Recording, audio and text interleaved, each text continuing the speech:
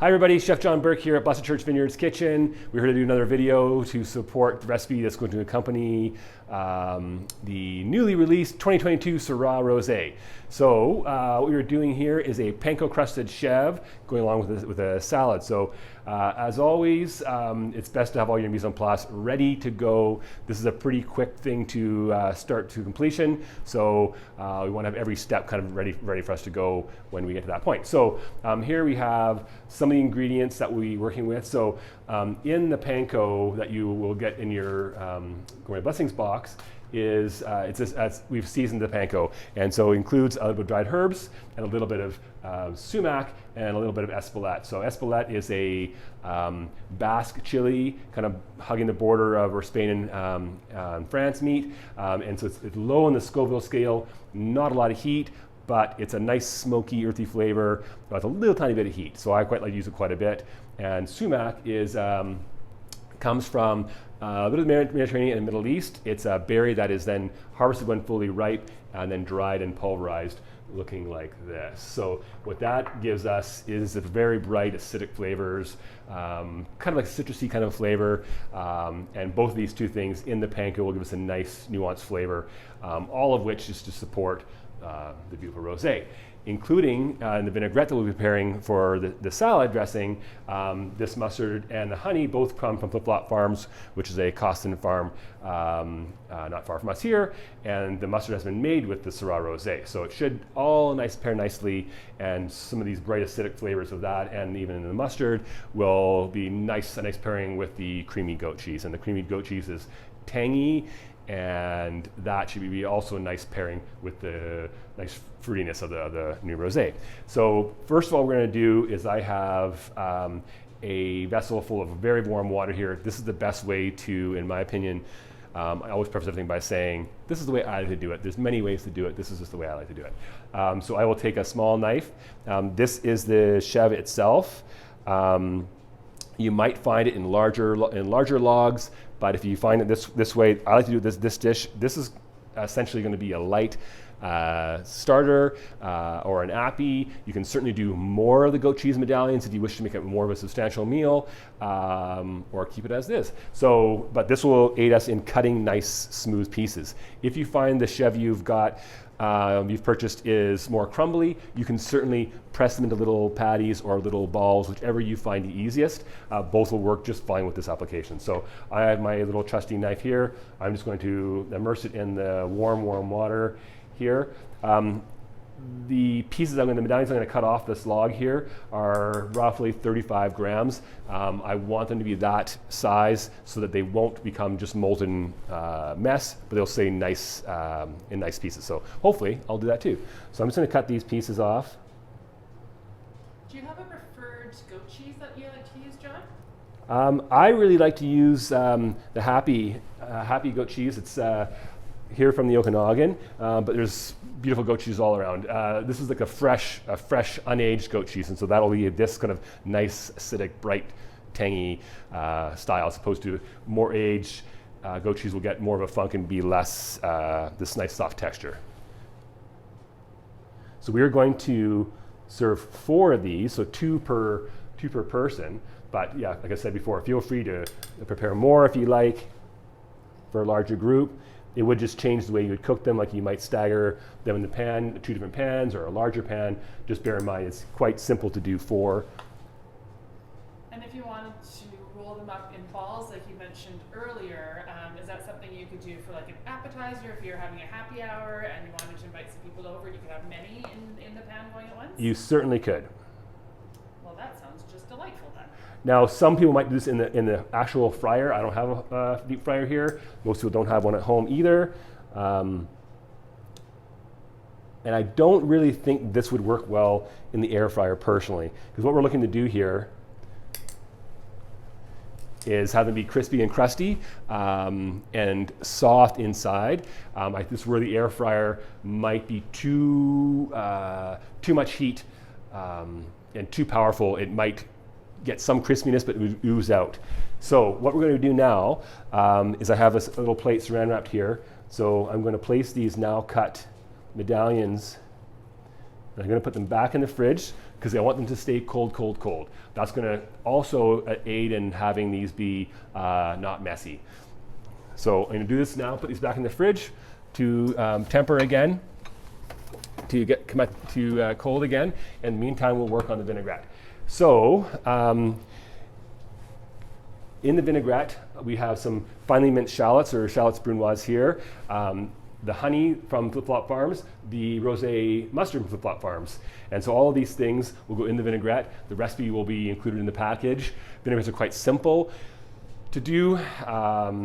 This one I like to be a little bit emulsified. It gives it sort of a creaminess, and that's just from the emulsification of the vinegar and the oils together.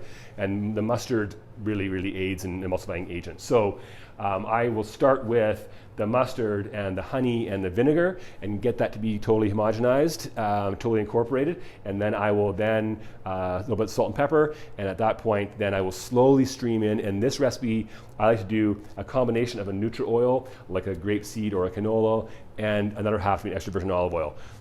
All extra virgin olive oil can be quite a strong flavor, which I love olive oil, but this one I want the kind of focus to be on some of the other flavors as opposed to olive oil being the key component. So this is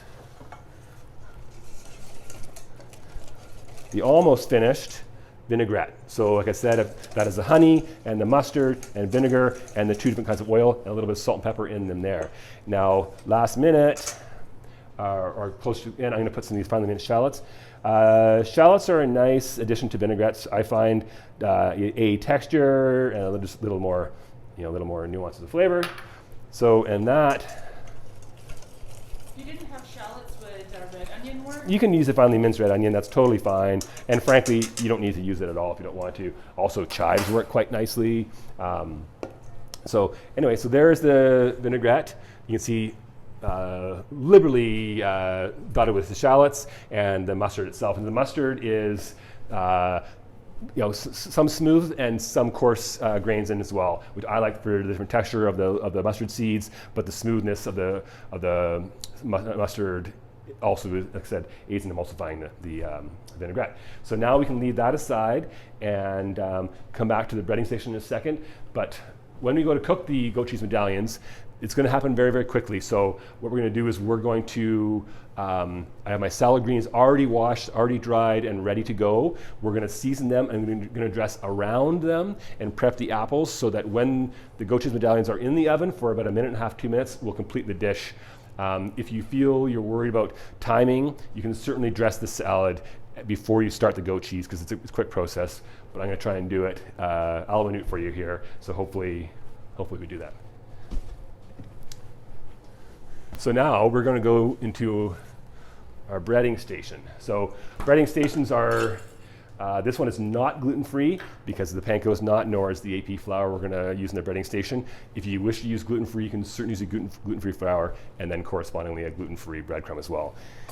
So you can see here is the seasoned breadcrumb mix, the seasoned panko mix. Most people love panko so much because of the jagged, angular pieces end up giving you a much more crispy, crusty exterior, which is obviously that's the goal. So breading stations, classic breading stations is a 3-step process. So you're going to need 2 shallow vessels. Can't wait to try that. One is going to be AP flour. The other is going to be the seasoned breadcrumb, seasoned panko mix. This is exactly half of the bag you will receive in your kit, meaning you can use the other half for another batch of these or breading something else down the way. So, and that will stay in your pantry, shelf stable, totally fine for several weeks. And here's 1 egg. 1 egg is more than enough we need for this recipe. But the key being is well beaten, so there's no egg white bits floating around because that will, it won't be as nice. And I want them to be just a thin coating of egg, which the flour allows the egg to adhere to the chèvre, and the eggs allow the breadcrumbs to adhere to that. So now that we're at this stage, a big key about breading station 2 is having 1 hand dry, 1 hand wet. Otherwise, you get a giant mess. So the chèvre now has been back in the fridge for a few minutes. And so literally, I do have 2 spoons here to aid in the crusting. So the first thing I'm going to do is this is going to be my wet hand. And so we're just going to kind of roll these gently in the flour. We don't want any excess flour, so we will blot all excess flour off before we go into the egg. Excess flour would kind of make it gummy and a little... Excess flour will make it gummy, and yeah, we don't want there to be basically as little as possible. It's just, like I said, using it as a bit of a aiding and adhering at the egg to it. And we don't want the flour to be raw, so a little thin coating will cook quickly, but any excess, yeah, gummy and nasty.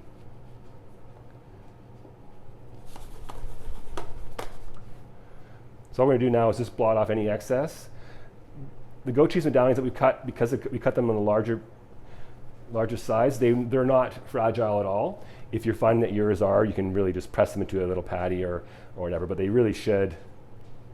As you can see, the excess flour coming off. So you would recommend this as like a nice lunch or a light dinner in the spring? I would. Nice. So now I'm going to pull this strand off.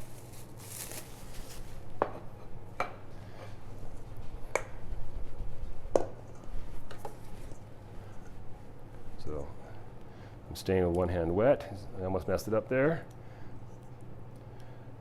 And again, excess off too. I'm just going to do a couple at a time, then go back to the other. So we're just getting the egg just coating. And don't crowd any of the elements of the breading station. Just because it makes it more difficult for everything. So again, this is my wet hand. Now this is my dry hand.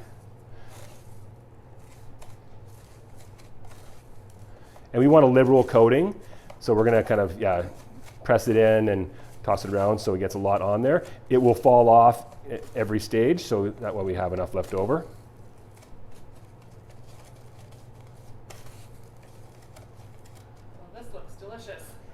So the Espelette and the sumac are adding some lovely flavor and a little bit of, they're just sort of a different chefiness to this, right? Just a complexity so that it's not just straight breadcrumbs. Now there is salt and pepper in the panko mix as well. That's an important thing, important key is to season everything.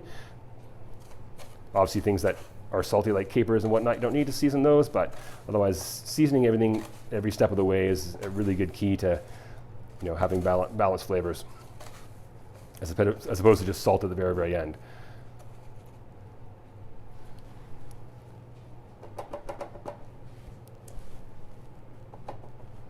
So you can see it's really very, very minimal flour there. You can tamp it all off. Move that out of the way.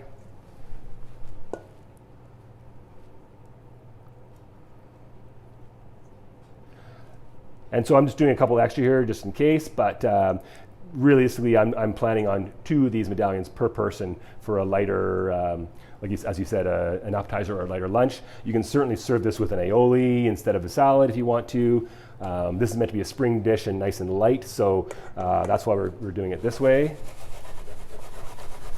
So you can see I have one gross wet hand and one dry hand here. And of course, once you've used the breadcrumbs at a breading station and they've touched the egg, it's kind of history after that. So I like to use what I think is the right amount, because you don't want to have too much left over because then it's just wasted. But now once you got to this point, if you didn't want to cook them all right away, could you put them back in the fridge, or would you recommend breading just before you cook? I would recommend breading just before you cook. I mean, you could put them in the fridge. The issue with that being that they will soak up moisture in the fridge, and then we a little bit less likely to be as readily crispy. But you could do that if for a short period, like if you're doing, like I said before, we mentioned doing them for a larger group. In which case, too, you could also use a larger breading station vessels, just to make it a little easier for you. All right, so we are just about done the breading. So obviously, I have one dirty hand here. Also, my trusty rags, which I can't do anything without. So here are the now crusted, and pretty liberally crusted. I mean, you could put more on if you wanted to. I think this is going to be just quite nice. So what we're going to do now is I'm going to clean up a little tiny bit and then start the next stage. Okay, folks, we're back. I just washed my hands and cleaned up my station a little bit. So what I have here now for the next stage is, like I said earlier, I'm going to try and do all the plating of the salad while the medallions are in the oven. Like I said, about 1.5 to 2 minutes max. So I'll work quick. If you are worried about your timing for there, you can certainly do these steps to completion on the plate before commencing the pan frying.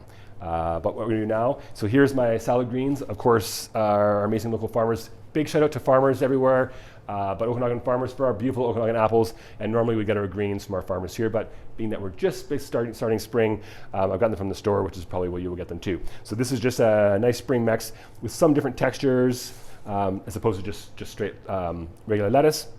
I like a little bit of texture from there. So what we're going to do now to stage ourselves for later is a little tiny pinch of kosher salt, a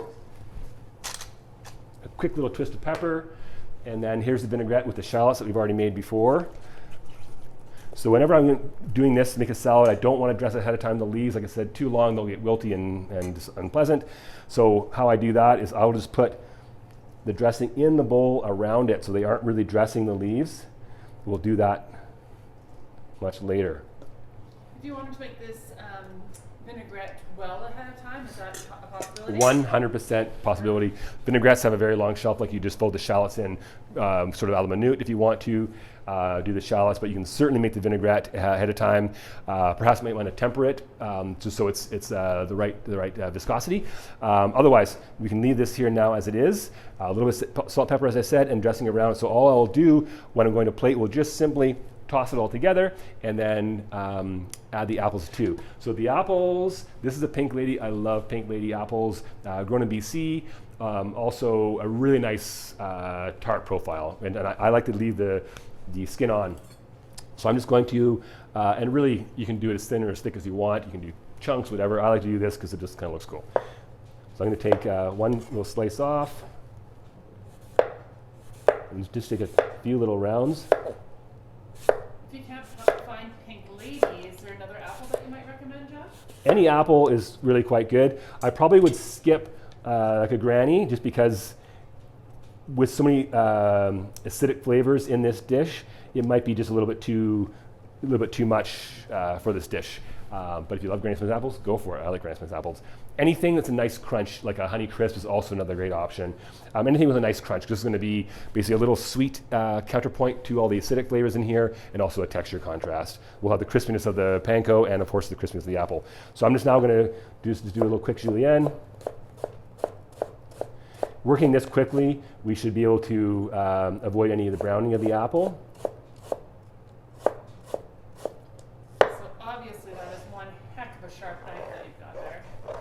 It's a very sharp knife, but you see when you get closer to the skin, it becomes a little tougher for the knife to get through, and I don't want to cut my fingers, and I don't want you to cut your fingers either. So now we have these apples are julienne and salad is staged. I'm going to now cut and go to the stove and prep for our next stage, so see you in a second. Okay, folks, here we are back at the stove now. So this is going to be a quick process here. Like I said, 1.5 to 2 minutes in the oven max. I have it preheated to 350. The reason why we have the oven is I like to have a nice way of a gentle finish. Also gives us time to plate these. It's not direct heat like it would be on the pan. You can certainly do it from start to completion in the pan and pan alone with the medallions of this size if you wish. Like I said, I like the gentle way it cooks through. It warms through the middle. It's supposed to be directly in the pan. I don't want to burn the panko and that kind of stuff. So as I have the oven preheated, I also have the pan preheated. I have the oil warm as well. I always look for the shimmering of the oil as an indication of the heat to be ready. I can also smell the oil warming up. And another way of doing it is, I'll show you in a second, we'll put a little sprinkle of panko in and see how that reacts to the pan. This is kind of a pivotal step here, in my opinion. Whenever you're frying anything, deep frying, pan frying, oil temperature is really important. You want to eliminate the chances of the breadcrumbs acting like a sponge and soaking all the oil up. Then it's just a greasy, like you ever had a poorly cooked piece of fish and chips and it's really greasy, that can often indicate that the oil is not the right temperature. So I want them to be crisp exterior, really soft, tender inside of the chèvre that's semi-molten and not greasy at all. So like I said, I can smell the oil, I can see it shimmering out a little bit. You don't need a lot of oil for this. This is probably about like a tablespoon just spread out. A non-stick pan really makes this a lot easier. You don't need a non-stick pan. I just like it because it's essentially foolproof. You'll need some sort of flipping device. I always have my little baby offset spatula. It's so handy. A fork would do, and really anything that's small and nimble around here. So what we're going to do is we're going to start with one. You can't see, but the breadcrumbs are sizzling a little bit, so then I'll just test it. So that's perfect. I got a little bit of a sizzle, not a high heat. If you get too high, pull it out and let it cool down a little bit. So now we're going to work pretty quickly because that one's sizzling. They'll all be a good temperature. What temperature do you have the burner at, John? The burner is about medium, just a little over medium, closer to medium high, but we're going to monitor that as well. So now, I'm just going to season this. I want golden brown, and then we'll flip it over, get golden brown, and fire on the oven, and then we'll rush over here and finish the plating of the stuff. And of course, the first one you put down will be likely the first one that needs to be flipped. So against this pan, I can see the breadcrumbs, the panko, along the bottom edges, already starting to brown, so take a little peek. Now be careful, you don't want to splash any oil on yourself, because of course that's really painful. So I'm just going to gently lift and look, and I can see it's just about there. That's the first one. They're not quite there. So about medium to medium high is good, because I don't want this to be like so hot the breadcrumbs cook immediately, but the chèvre doesn't have a chance to kind of warm through. Again, because there's raw flour as the first stage of the breading process, I also want to cook that out too. And of course, everyone's ovens are different. So everyone's oven's different. Every pan is different. Like if you have a thicker pan, it might take longer to heat up and all that kind of stuff. So basically, we're controlling the timing and temperature all the time. And so I can see now the first one, beauty, ready to flip. So that's exactly what we want. And I can feel this cheese is softening on the surface. So now I know I can work more quickly, flip each one. That's exactly what I want, a nice golden brown.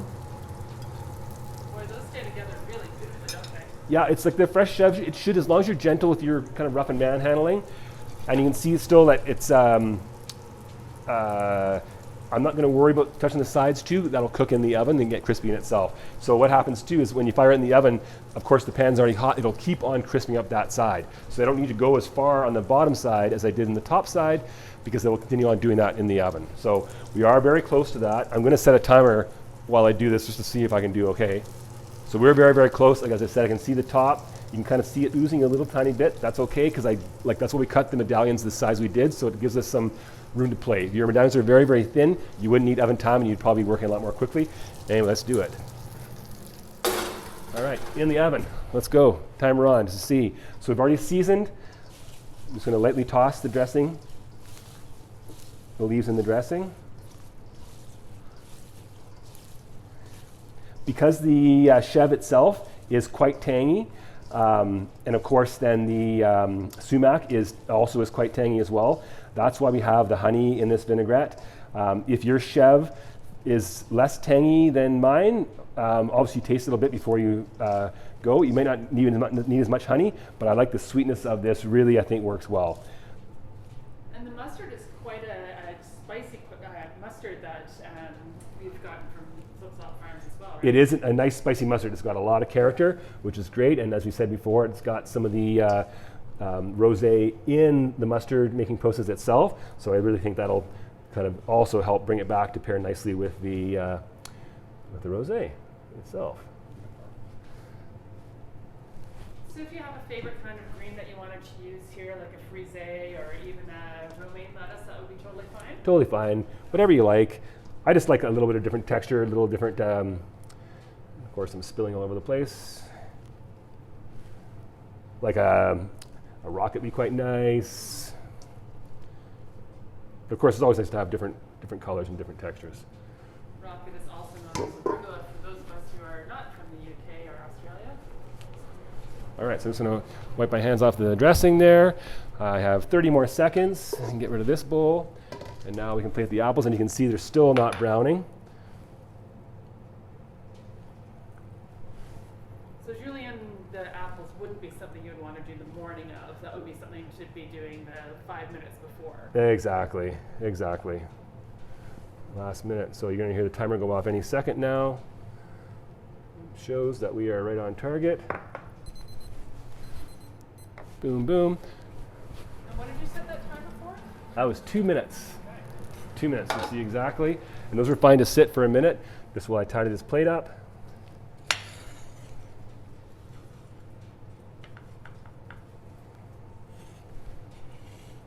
So I have in front of me here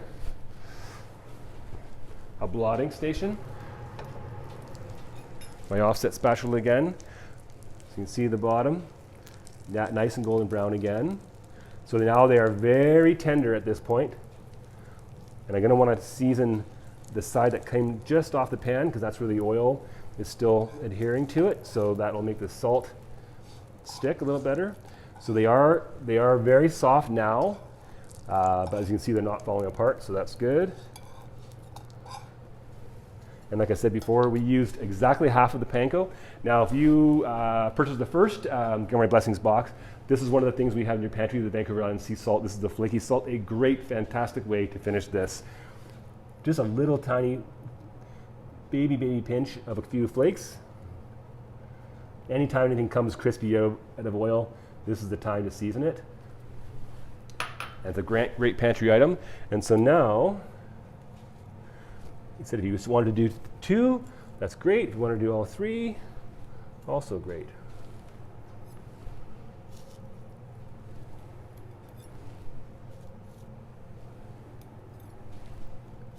What a beautiful dish. Colorful, it looks like spring. Okay, folks, here we have the completed dish. So the Panko Crusted Chèvre medallions with an apple and green salad. And here's the rosé itself. I'm quite excited to taste it. I happened to assist bottling this just the other day, my first time bottling. So that was a fun experience to work with the cellar team on doing that. And so I feel like I'm involved with this wine a little more. So I'm quite excited to taste it. And like I said, we're a winery first and foremost. And so all the food here is really, really meant to support the wine. And so we chose the wine first and developed this recipe and the flavors in the panko to support the wine, because this is why we're here. So thanks so much, folks. Hope you enjoy. Cheers.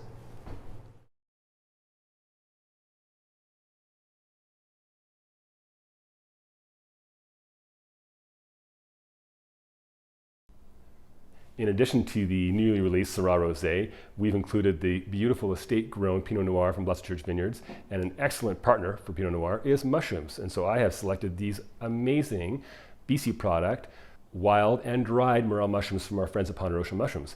And included will be some information and some tips and suggestions on a great way to prepare these mushrooms. In this case, it'll be an Alonda Venetian-style risotto.